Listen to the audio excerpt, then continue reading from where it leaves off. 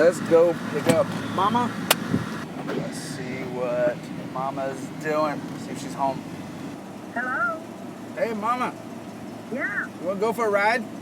I would love to go for a ride. Let me in. All right. What's up, Mama? Hi there. You want to go for a ride? I'm ready. Let's go. I like this convertible. I was so over being quarantined. Yeah. And it's Mother's Day. So, and I know you get stir crazy too. And since we've already been around each other. Yeah, we can just go drive around. Exactly. And listen to some tunes. Let's see, I think I got some good music we can sing along with. You do? Mm-hmm. There you go.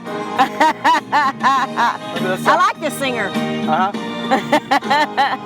Why judge my brother by the color of his skin, never taking the time to look deep within, to look at his heart and see what God sees.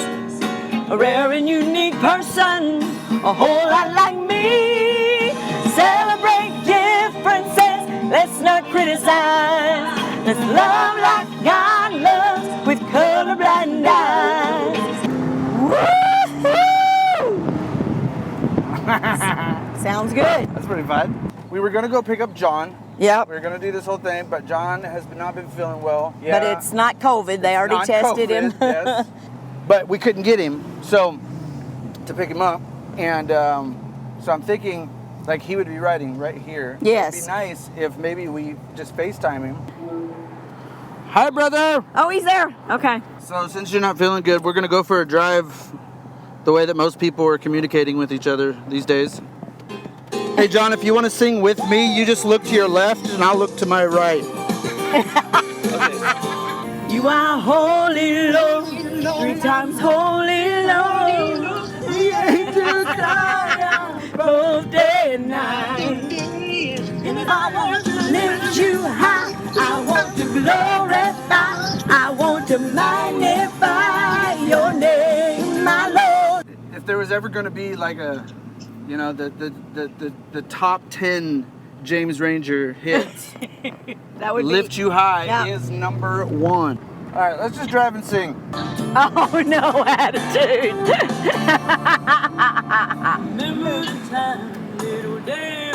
I don't remember these verses at all. I don't remember either. Let's remember the chorus. Attitude.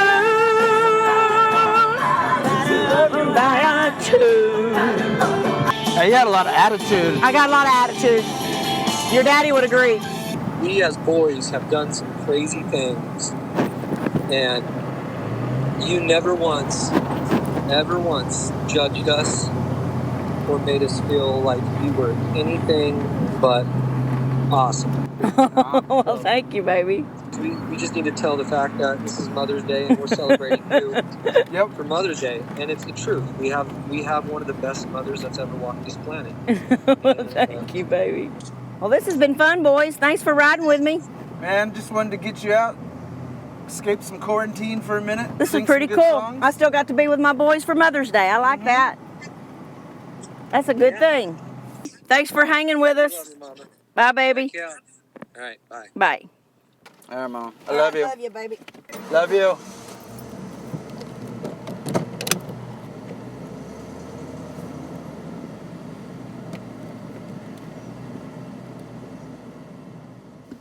Well, happy Mother's Day to all of you mothers out there, and it's going to be a fun day for all of us here at New Life Church, our online church these days, right? But as you can see, I am with a very special group. We're pretty much safe distanced from each other. And we make you look good. And you make me look good. Yes, you do. Yes, you do. So I want to just do some introductions. Pastor Kathleen Parks, you guys know her, Northwest Campus. And then Pastor Lori Height, Terrace Campus with Bart. And then we have Pastor Erica. She's here. Well, she's on the executive team, and then she's also serving here at the Southwest Campus with Pastor Camilla and Jim. And then my beautiful daughter-in-law, Camilla Ranger. She pastors and leads here at the Southwest Campus. And then most of you know the mother of the house, this lady right here, Miss Lydia Ranger. We're going to have fun today. We're going to have fun today. And, you know, it's been kind of a challenging season lately. Just a little bit. Right? Yeah. And so I felt like today with us, with our family, our church family, we're going to have some fun. And probably some of it at my expense, I would imagine. But hey, first of all, I got to do this. I have to get out of the way. Happy Mother's Day, Mom. I love you. And to my mom. And to your mom. Yes, Patsy, we love you. So here's the deal. Today we're going to talk about the Proverbs 31 woman. Now, immediately a lot of you out there, the women especially, are going like, oh my gosh, they're rolling the eyes. I can never be the Proverbs 31 woman, right? And but that's not it. It's principles and guidelines in that apply to every woman out there. By the way, you men don't check out, because these principles are going to apply to your life as well. And you'll see what I'm talking about here in just a second. But sometimes when it comes to motherhood, you being a mother or your mom with you, people think that you have to be that perfect Proverbs 31 woman. But you all know that that's not accurate. No. So I want you to share real brief. I want you to share one like epic fail or one boo-boo along the way in your motherhood or your mom with you. This would be a great time. Mom, I won't do this to you. I won't do this. But my mother would kill me. She would kill you, yeah. So, you know what? Let's do this, Lydia. Why don't you kick it off and we'll go around this way, all right? Well, one of them I thought of was Jim and John had been asking this young boy in the church to come and stay all night with them. And his mom was very overprotective. She had adopted both of her kids, and so she was really protective. And if Gail's watching, she'll know this story. But she finally let her son come and stay all night with us. And he was not there an hour at the most, and he was playing football in the backyard with my son Jim and our godson Kellen. They decided to play football. They tackled him and broke his arm. And I'm talking broke his arm to where it was in a Z, like... Right. It was here, the bone went up and out, and the hand was down. It was the awful. Worst break I have ever seen. It was horrible. It was awful. I felt so bad. It was horrible. And they had to meet us at Mercy Hospital downtown. Because his arm was broke. Needless to say, he never stayed all night with us again. No, that's true. I don't know why. All right, Camilla, so tell us something. I think I have a couple. I have a lot, actually. Caden was 2 years old, and I had two babies under 2 or under 3. And I was pregnant with Deegan. Set him up on the counter, trying to do something. Caden fell off, bonked his head on the concrete floor. We had to stay up all night because we thought he had a concussion. Took him to the hospital. They were like, stay up with him all night. That. And then also Caden, I let him one day because poor Caden. I thought, Cade, just go out there and start the car. We're getting ready to go to school. And he goes out there and starts the car, and he thought, I can do this, and had left the side passenger door open and put the car in reverse and ran it back in the driveway, hit a brick wall, knocked the brick wall down at the house, and bent the door completely in to the wheel well. So I've had a lot of epic fails as a mom. Door was supposed to open like that. No, it was not supposed to open like that. So So, Erica, you've been the perfect mother, oh my gosh. So you don't have anything. Yeah, right. Actually, I just have a current one. It's very, very brief. It just actually happened this week. But my nieces are staying with us. They're living with us in our home right now. So I currently have 8 people living in our household. Oh my God. Yes, and it was one of those. And how old are your happy nieces? Pandemic, Yeah, right? they are 3-year-old twins, and they're beautiful and awesome, but very active. And then I have my 2 who are very active. So Livy's 7 and Gage's 10. So there's just a lot of noise happening in my house right now. It's what's happening. Is that the children or is that you? Oh my gosh. It could be both. But it was one of those, days where it's been a busy work day, and then we're trying to get dinner together. There's 3 adults, in the kitchen trying to do dinner, and then the kids are running around. And so my niece, I put her on timeout, and I said, Savannah, go and sit on timeout. And typically, she's 3, so I use the 3-minute rule, right? Yeah. And then I'll come back and talk with her, no big deal. Well, dinner was done. And then I had Olivia set up the table outside in our patio. So we're all sitting down and we're eating. We are eating. And I look over and there's one little placemat that's empty. And I was like, who's missing? And I was like, oh my gosh, Savannah, I left her on timeout. It was 30 minutes. You should have seen her little face, her little eyes. I I picked her up and I like loved on her and I said, "Do you forgive your Thea?" And she goes, "I guess so." I didn't ask for forgiveness. But she'll I never forget. guess so. No, I was horrible. Oh, man. Yep. All right, Lori, so it's your turn. Okay, so I remember one time when I was younger, I was asleep at night, and I guess I had been coughing at night. And so all of a sudden, I hear a voice saying, "Lori, Lori," like trying to wake me up. And I open my eyes, and it's dark in my bedroom, and all I see is the silhouette of this crazy hair or something, and what I thought was somebody holding a knife was gonna murder me. What it was, my mom, she had her 80s perm, and she was holding a spoon with medicine, and she was gonna give me some cough medicine. I was traumatized, and I just knew I was gonna die that night. So, but she saved my life, thank God. That's good. That's awesome. All right, Kathleen. Okay, so don't judge me. I'm just going to say, because it was judge just, me. we'll start right there. Jessica was 3 years old, and it was a bad day, because y'all know what I'm talking about. One of those days where, like, if you say the sky is blue, they go, "Well, is it blue or is it light blue?" I mean, they just, like, argue Yeah. with everything you say. She was arguing with everything I said that day. Everything. 3 years old. Oh, my gosh. And so I gave her a bath, and I had set her on the bathroom counter, and her legs were in the sink, and I was blowing her hair dry. And she corrected me on how I was blowing her hair dry. Now, this is where I'm going to look really bad. Because it just happened. I just went, boom, and I popped her in the head with the brush. And I said, "Do not correct me again." And she kind of got that. And so I took her into the bedroom, and I'm like, "Okay, I am sorry. This shouldn't have happened like this, blah, blah, blah." And I said, "Mommy will never hit you when I am angry again. Hurt you when I'm angry again." I shouldn't say hit. And then a couple days later, we're at the grocery store, and she's asking for 10 zillion things. And I said, "Do not ask me for one more thing." So we get up to the checkout counter, and she starts to ask me for candy. And I kind of grabbed her little earlobe, and I said, "What did Mommy say? Do not ask me for one more thing." And she stood there, and she goes, "You said," as loud as can be, "you said you would never hurt me when you were angry again." And I was like, "Oh my God, I'm going to jail." It was horrible. It was horrible. I literally, the whole grocery store was like. And Jessica's eyes are so huge, so I can only imagine what she looked like. And she was and she's dramatic. "You said." Horrible. So here's the good news, that what we're going to talk about today from Proverbs 31 has nothing to do with perfection. These are ideas and principles and guidelines of how we can be just great people. But again, today we're gearing it towards moms.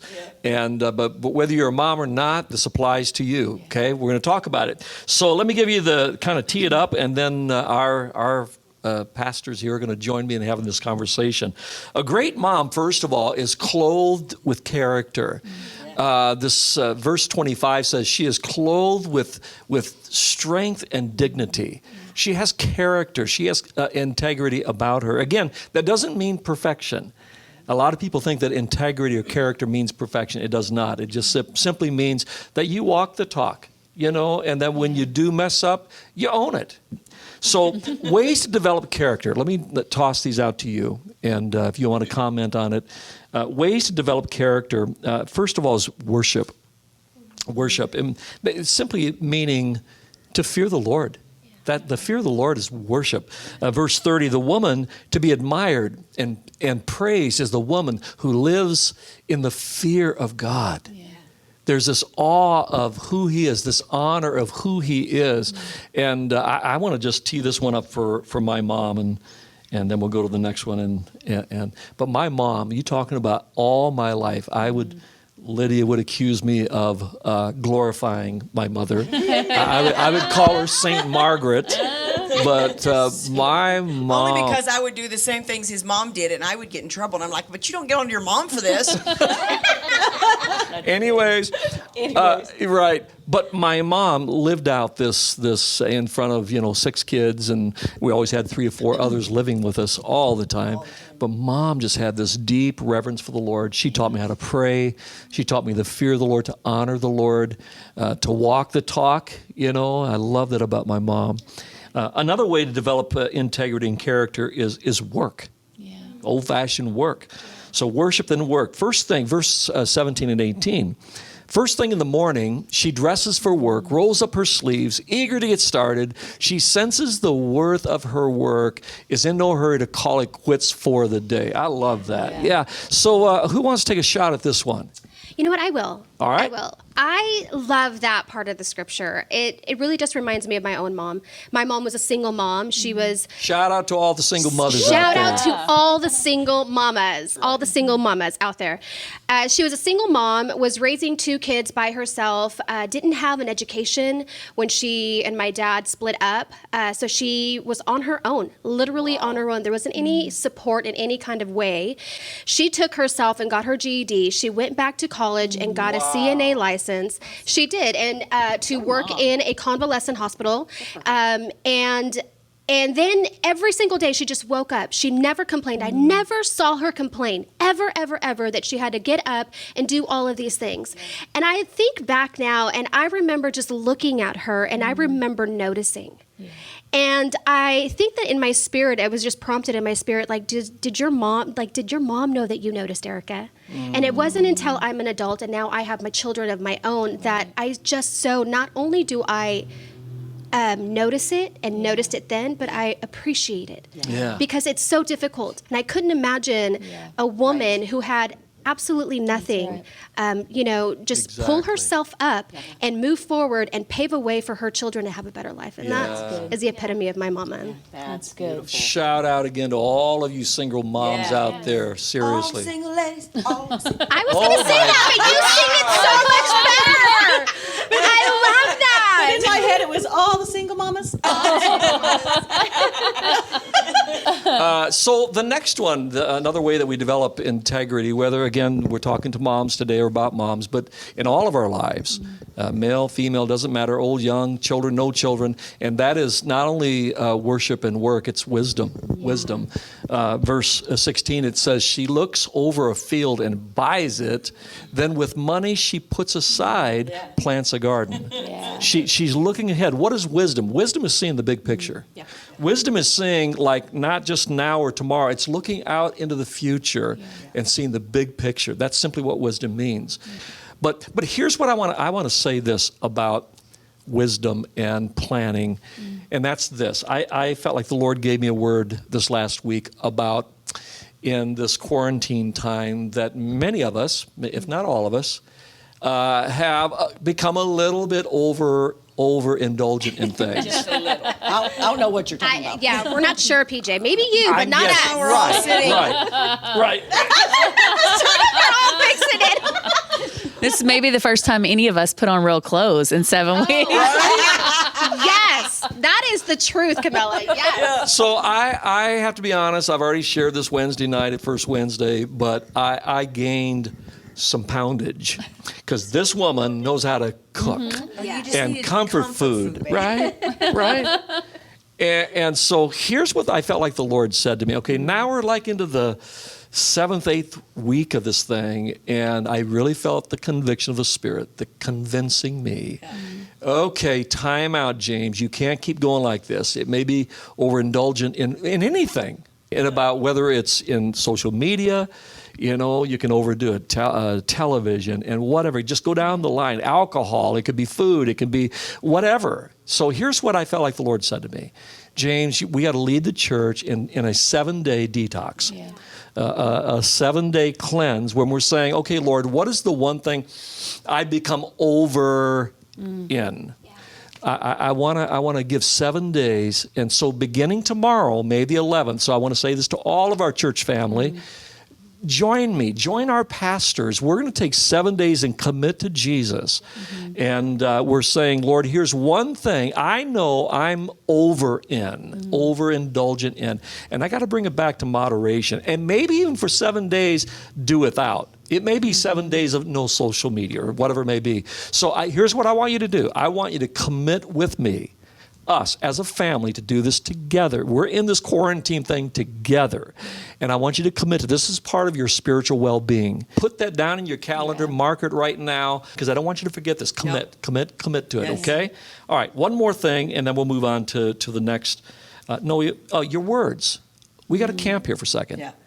Because to be a mother of integrity or a dad or a human being of integrity, our words really matter. The Bible talks a lot about words. Verse 26, it says, when she speaks, she has something worthwhile to say, and she always says it kindly. That's the one that gets me, is she says it kindly. Because like you said a while ago, sometimes it's not necessarily what you say, but it's how you say it. It's how you say it, yeah. It's the venom it comes out with. And so I think that's the key, is kindly. So any thoughts, any stories in your own mothering or your mothers with you, the words, the power of words over our lives? PJ, I think it's important to be aware of what you're speaking over yourself. I'm sure a lot of moms and or parents in general feel bad for what they say, and so they'll go or they'll say things about themselves like, I'm a terrible mom. How could I, But you're not. Like, be careful what you say to yourself, because then that will project in what you say to others too. So you are a good mom. Why are you gonna make me cry, You are a good Lori? mom. You're a great mom. No. That's very good That's words. really good. Because I think sometimes we're so easy, and what we don't even realize in that is we're modeling. We're still even modeling in that. Yeah. And if we speak down about ourselves, then it teaches our kids it's okay for them to speak down about themselves, or for the ones that we love the most, or those we lead, whatever it may be. We need to move on. Let's go to the next point. All right. So what does it mean to be a great mother? Proverbs 31 woman, optimistic in her outlook. Optimistic in her outlook. Verse 25 in the Message paraphrase says, she always faces tomorrow with a smile. That's good. I love that. That's beautiful imagery. She's always facing tomorrow with a smile. I mean, anybody want to take a swing at that one in your own life, in your mothering, or your mother with you? Positive attitude? I have one. When I was a kid, my mom, no matter what was happening, I mean, she was a single mom, she was very busy, but no matter what was happening, she always, if I was down in any kind of capacity, she always took time to grab me by my face and tell me that I could do and be anything that I ever wanted in my whole life. I'm gonna cry. Yeah. Anything, and I remember that. And you're living that out now. I remember that anytime that I'm scared to kind of take a step, I remember that. Yeah. And I remember Livy when she was little. I can't even remember exactly what it was that she was doing, but I looked at her and I just remember my mom grabbing my face, and I just grabbed her little face and I said, baby girl, you can do and be whatever it is that you want in your whole life. Anything that you put your heart to it, you could succeed, you could do that. And a week later, we were showing her how to ride her little bike with training wheels. And we were just kind of taking a walk just up and down the street, and I heard her telling herself, come on, me, you can do it. Come on, me, you can do it. And I've caught her. I know. And I've heard her say those things to herself 2 or 3 different times in different ways and different occasions. And I just remember, because it just makes my heart smile. My mom said that to me, and then I now have passed that on to my baby girl. And I will continue to say those things to her, but she was... Those really, Erica, are prophetic words. Yes. And the power of the parent, grandparents as well, by the way. That's the season we're in. It's so fun. But to speak prophetically into the life of the little ones is so profound. It really is. That's the joy that we get to do with our children, with the people we influence in our lives as well. Let's jump to the next one, ladies. All right. You ready? We're ready. All right. So here's the next one. To be a great mom, to be a great woman, to be a great man as well, by the way.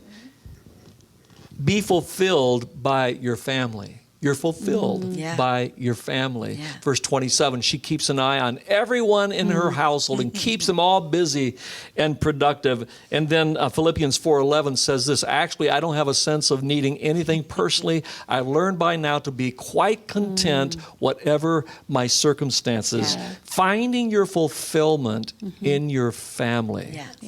What does that say to you? What does that speak to you about? Well, I know with me, I was telling y'all earlier that when we moved out here, I was so young. I was 20 years old, and my mom's 1,700 miles away. And So when I see that, I don't just think of my immediate family, but I think of my church family, because those women in the church became mothers to me. And I lived out such shame in my life because I was so young when we got married. I was 16 years old, 18 when I had Jim, 20 when I had Jonathan. I didn't know how to keep house. I didn't know how to do a lot of things. And so I was so shame-filled that I didn't want anybody to come to our house. And these women, when I finally got where I knew I could trust them, then I opened up my heart, and they came in and they taught me how to clean house. They taught me how to organize. They taught me just the basics, and they became mothers to me. And I'm so thankful for that now. But now I get the honor of passing that on and being mothers to so many and being known as the mother of this house. And I believe I have that honor in me because they so honored me by being mothers to me when I needed it the most. And so now I can take pride in even my immediate family because they helped me know how to be a mama in a lot of ways. That's good. I think about when we were new on staff, when we moved back to California, same thing for us. But we had pastors on staff then, Victor and Maria Vasquez. And Maria pulled me aside one day and she said, Camilla, God has things for you. And he has ordained what you are going to be in your calling. But if you feel like you need to stay home, because I was feeling bad for staying home with the kids, she said, the years are short. She said, so stay home and take care of those babies and don't feel bad about it, because right now you are called to pastor your home. And I just remember that weight being lifted off of me, and she just came alongside of me because I felt like I needed to be doing something in the church. I felt like being a stay-at-home mom was not enough at that point, and I was being really hard on myself. And she just came along and just said, no, this is the most important thing right now for you in this season. Pastor your kids, pastor your home.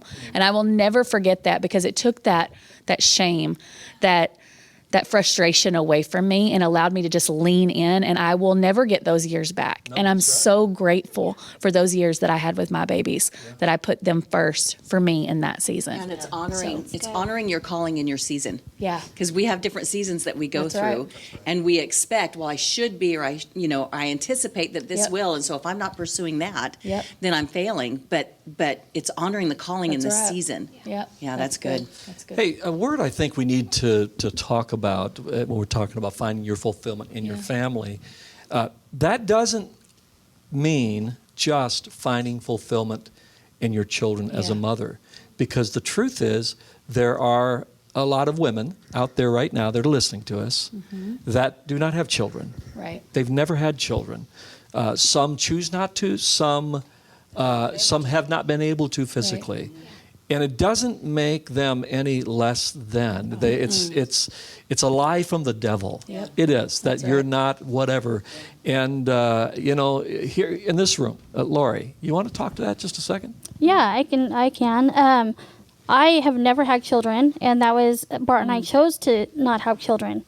But my heart goes out to the women that, my heart breaks for you, especially on days like this.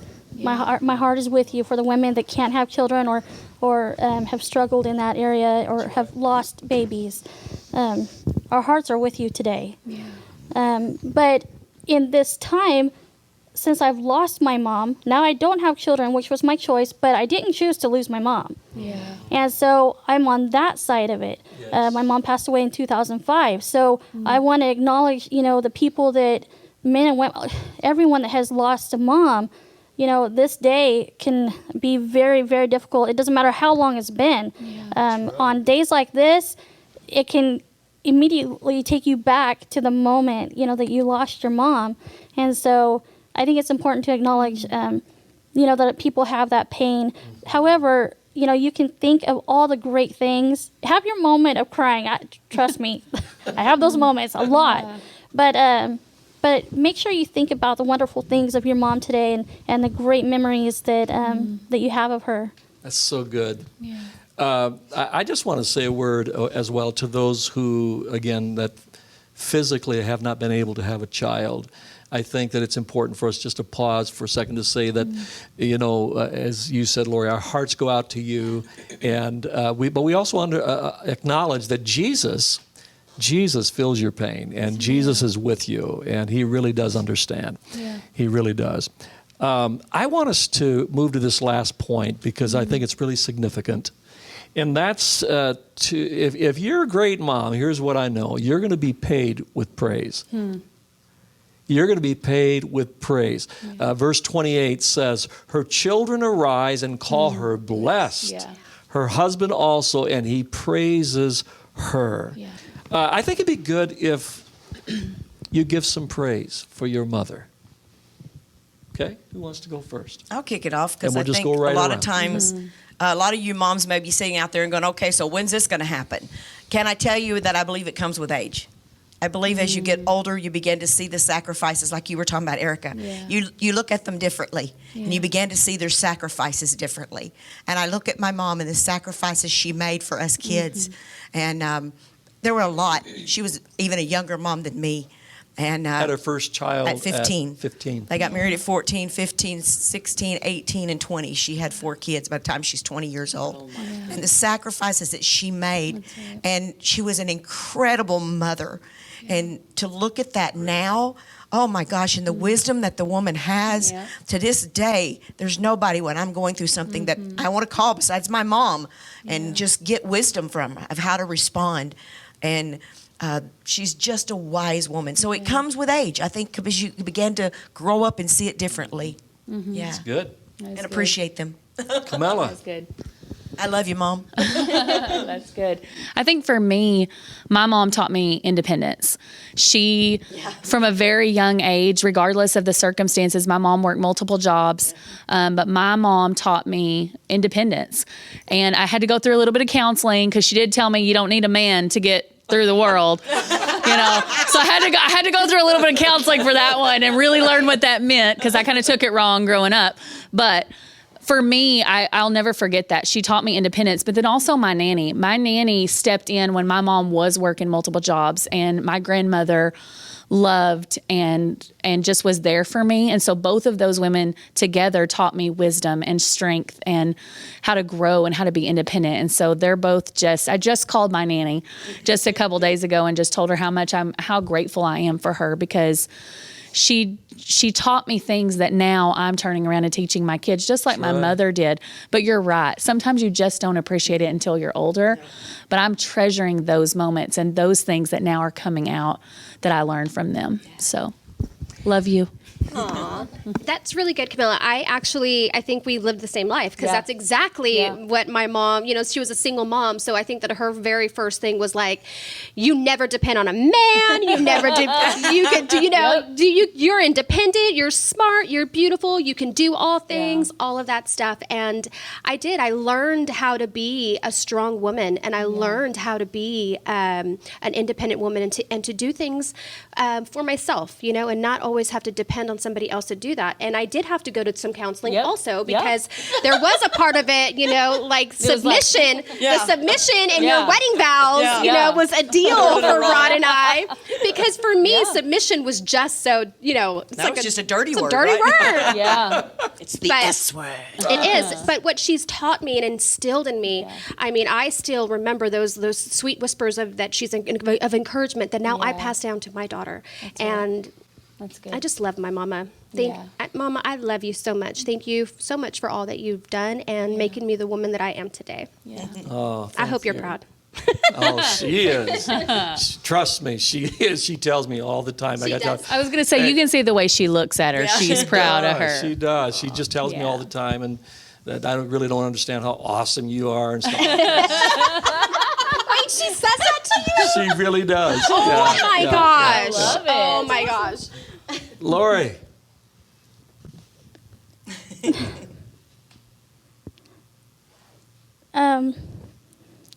Well, my mom, I could go on and on. This is hard. I thought it was going to be all right. But she taught me so much. And most of all, she taught me how to have fun. And I do weird or dumb things like her all the time. It's okay, say She taught me how to have fun and just not take life so seriously. And she taught me how to live. And then she also taught me how to die with integrity. And she's in heaven today, and she's having the time of her life right now. And you know heaven's brighter. Oh, for sure. And I miss her so much, but it's all right. And you know what, Lydia, you have played a huge role in mine and Cassie's life over these years as our spiritual mama, and so I honor you today as well.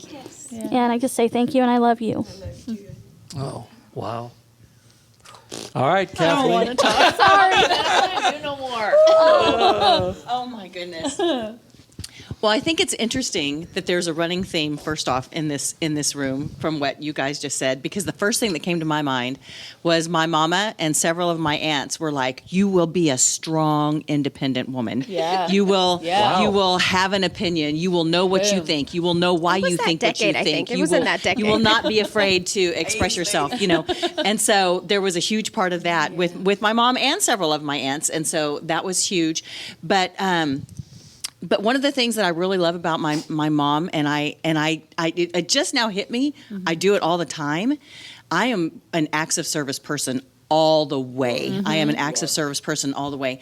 And I was thinking, one of the things I loved so much growing up was Mom always wanted to make things special. And so if it was Christmas time, or if it was your birthday, or if it was whatever, you had to put the right china out, and you had to cook the food the right way, and you had to present it the right way. And she would get little wine glasses, and she would put wine in her and Daddy's glass, and she would put sparkling cider in our glass, and we would all, because she wanted to make sure that you knew this moment is really special, or you are really special. And it really just occurred to me as we were kind of going around here, I was like, oh my gosh. I do that. Yeah. I absolutely do that. And it's really, looking back, it's something that I enjoyed so much that my mom did. And I don't think that I ever really acknowledged how much I enjoyed that. But I always looked forward to, it wasn't that the holiday it was coming, it was because Mama was going to do something over the top. Yeah. Mom was going to do something, and that's what made it so special. Good. So, So I want to bring us to prayer by reading the closing verse to you, verses 29 through 31. And I want to dedicate this to my mom. My mom, again, is St. Margaret. Many women have done wonderful things, but you've outclassed them all. Charm can mislead, and beauty soon fades. Amen. The woman to be admired and praised is the woman who lives in the fear of God. Yeah. Give her everything she deserves. Festoon her life with praises. I want to just say again to all of you out there that I hope is a beautiful day for you.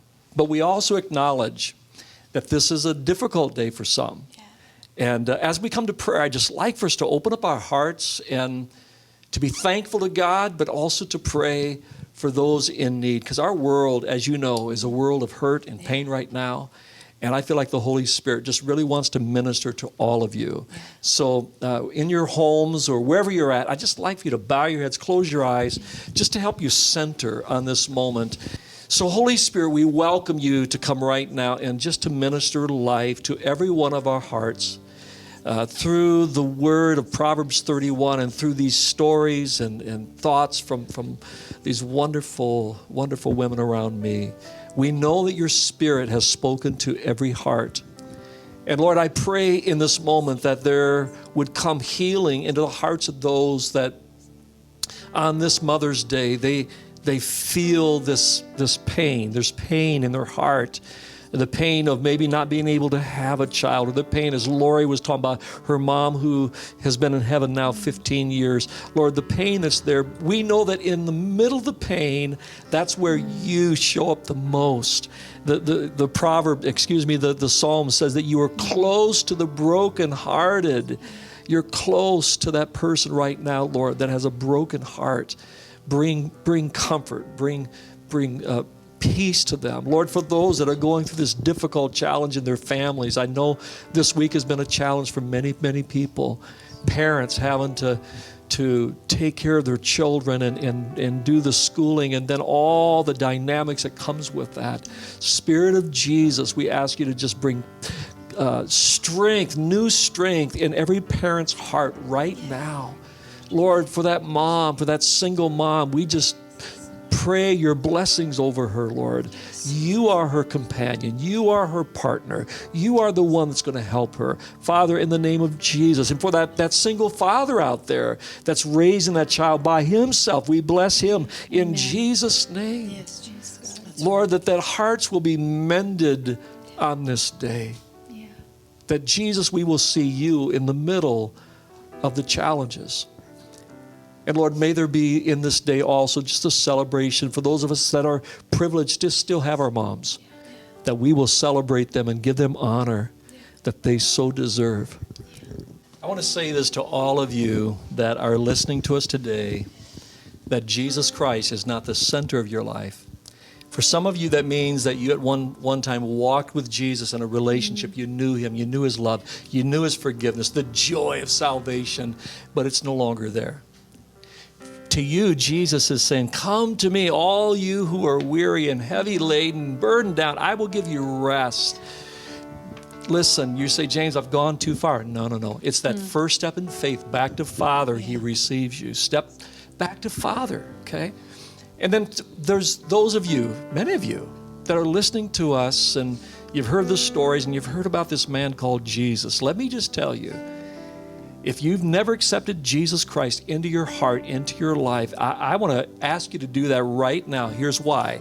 Jesus Christ said, I'm the way, the truth, and the life. No man comes to the Father but by me. Jesus says, I'm the answer to all of your questions, to all of your needs. Jesus is it. It's not a man. It's not a woman. It's not a job. It's not, all of that's fine. That's good. But that's not what is missing in your soul.